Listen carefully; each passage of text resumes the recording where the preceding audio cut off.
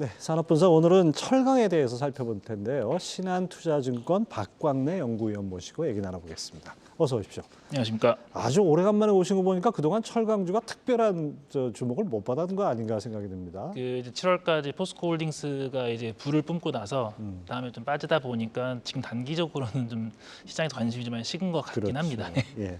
자, 뭐 상반기에 이제 글로벌 경기 침체, 수요 악화, 이게 철강 업황이 썩 좋지 않았는데 그래도 중국이 철강 감산을 계획한다 이런 소식이 전해지면서 관심을 조금 모았지만은 주가는 그렇게 썩 움직임이 좋지 않은 것 같아요. 그러니까 예년처럼 중국이 또 감산을 할 것이다라는 기대감이 있었는데요. 근데 이제 하반기 때 중국 부동산에 대한 위기가 점증이 되면서 그런 공급 감소에 대한 기대감을 다 이제 상쇄시켜 버린 지금 모습이라고. 공급 감소보다 수요 감소가 더 빨리 일어날 네, 이제 그래서 지금 주가나 가격이 다 지금 횡보 국면이다라고 보시면 될 것 같아요. 예.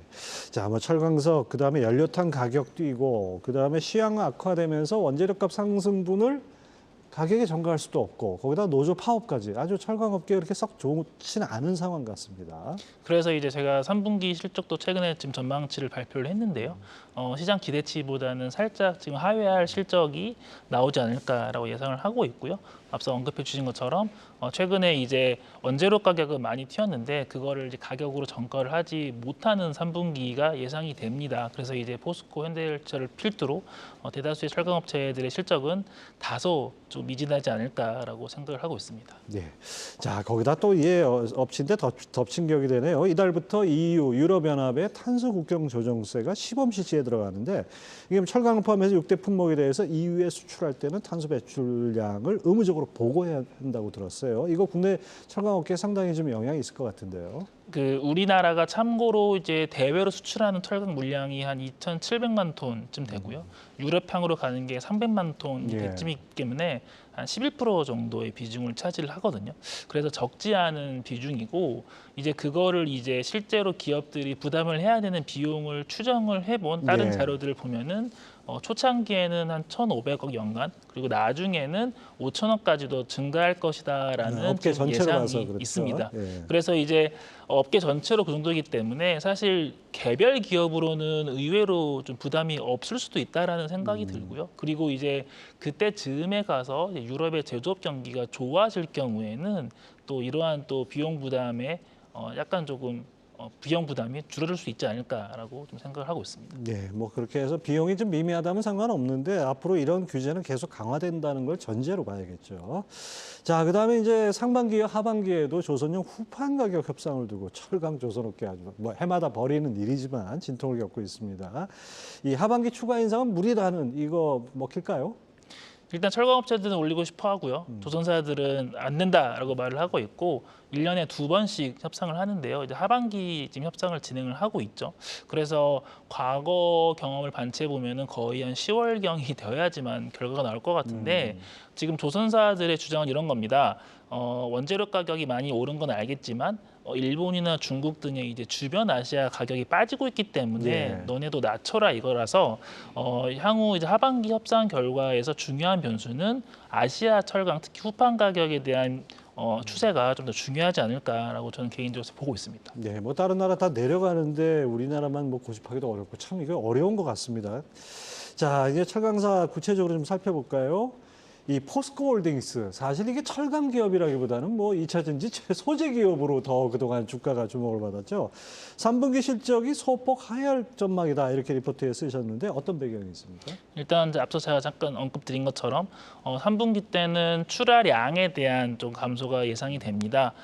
기억하시는 것처럼 이제 점점 이제 7, 8월이 되면서 우리나라가 비가 좀 자주 그리고 올해 비 갑자기 많았죠. 내리기 시작하기 때문에 거기에 따른 이제 제조업에서의 출하 좀 부진이 예상이 되고요. 그리고 이제 정기 보수가 좀 며칠 있었기 때문에 거기에서의 또 출하 감소가 불가피합니다. 거기에다가 이제 철강석이나 석탄 가격이 상승을 하면서 원가는 올랐는데 오히려 3분기 판가가 3분기 감소가 예상이 되고 있기 때문에 그런 것들로 인해서 3분기 실적이 다소 부진하지 않을까라고 보고 있습니다. 그럼에도 불구하고 4분기에는 수익성 개선이 나타날 거다 이렇게 보셨어요. 이건 어떤 이유입니까? 일단 출하량 자체가 예년 수준으로 회복이 가능하지 않을까라고 보고 있고요. 그리고 철광석과 석탄 가격의 상승을 3분기 때는 전가하지 못했지만 4분기 때는 전가가 가능할 거라고 판단을 하고 있고, 지금 다른 이제 중국이나 일본 주요 업체들도 지금 8, 9, 10월달 가격을 계속 올리고 있기 때문에 우리나라 업체들도 그런 가격 인상 상승세에 좀 더 동참하지 않을까라고 생각을 하고 있습니다. 말씀 들어보니까 포스코홀딩스가 철강 회사였지라는 걸 다시 한번 상기하게 됩니다. 자, 위원님 리포트를 통해서 현대자동차의 3분기 실적이 기대치를 하회할 전망이지만 부진은 크게 걱정하지 않아도 될 것이다. 이렇게 보셨어요? 이거 좀 설명해 주시죠. 뭐 내용은 같죠. 포스코처럼 원가는 올라갔고 가격은 올리지 못하고 출하는 부진하고 내용은 똑같습니다. 근데 이제 현대철의 지금 주가가 PBR 0.2배까지 떨어져 있기 때문에 추가적인 낙폭은 크지 않을까라고 판단을 하고 있고요. 그리고 이런 것들이 3분기 부진에 대한 내용을 주가에 다 선반영을 하고 있다라고 판단을 하고 있기 때문에 4분기 실적 회복과 함께 조금의 주가 반등은 가능하지 않을까라고 보고 있습니다. PBR 0.2배 이거보다 낮은 회사 있나요? 상장사 중에? 뭐 찾으면 있을 수 있을 텐데 지금 딱히 생각나는 회사는 많지는 않네요. 0.2배라 그러면 뭐 실제 주가가 이 자산 가치의 5분의 1밖에 안 된다는 그런 셈이죠. 네네. 자, 다만 이제 중국 철강 지표 개선폭이 미미하고 재고 상황을 감안했을 때 당분간 이 중국의 수출 물량 밀어내기 확대 뭐 이런 것들이 기조가 해소되지는 않을 것이다 이렇게 보는 의견도 있습니다. 이런 부분은 어떻게 보십니까? 맞습니다. 그 글로벌 전체로도 철강의 수요 증가율은 2, 3%대고 중국 같은 경우는 2025년께부터는 수요가 감소하지 않을까 우려도 지금 있는 시장이에요. 네.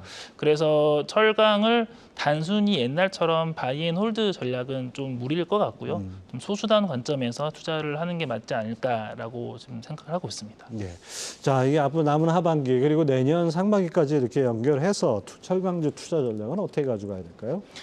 앞서 언급드린 것처럼 지금 사서 내년 연말까지 쭉 바이앤홀드는 어렵겠지만 지금 일단은 철광석 재고 자체가 지금 많이 적은 상태고 그래서 이런 것들이 분명히 4분기 판가 상승으로 연결될 수 있다라는 이런 관점에서 연말까지는 긍정적인 흐름이 나타나지 않을까라고 좀 예상을 하고 있습니다.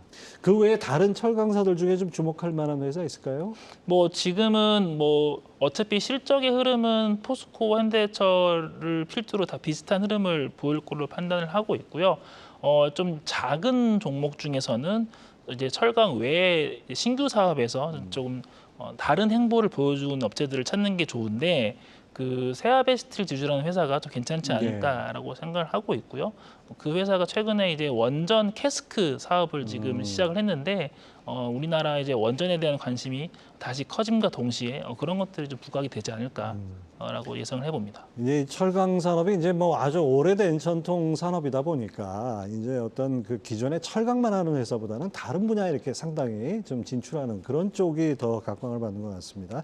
IMF에서 내년 그 세계 경제 전망을 2.9%로 봤어요, 성장률을. 그렇게 3% 미달하는 이런 식으로 경기 둔화가 예상된다. 이런 것들이 철강주에는 아무래도 영향을 미칠 수밖에 없죠. 네, 맞습니다. 이제 철강 수요의 증가율은 GDP 성장률과 굉장히 높은 상관성을 보이는데요. 최근 한 20년 정도의 데이터만 놓고 보면은 GDP 1%가 개선이 되면은 철강 수요가 한 0.5% 정도 개선이 되는 상관성이 있습니다. 그래서 이제 IMF가 예상한 대로라면은 철강의 수요 전망치도 지금 하향 조정을 해야 되는 상황이고요. 그리고 이제 내년도 GDP 그로스가 올해보다 낮다라고 치면은 자연적으로 철강에 대한 수요 증가율도 내려올 수밖에 없는데 이제 더더욱이나 이제 철강 외 쪽에서 뭔가 새로운 도전을 하고 거기에서 이제 새로운 실적을 내고 있는 업체들에 좀 주목을 할 필요가 있지 않을까라고 저는 생각을 하고 있습니다. 예, 잘 들었습니다. 신한투자증권 박광래 연구위원 함께했습니다. 오늘 말씀 감사합니다. 감사합니다.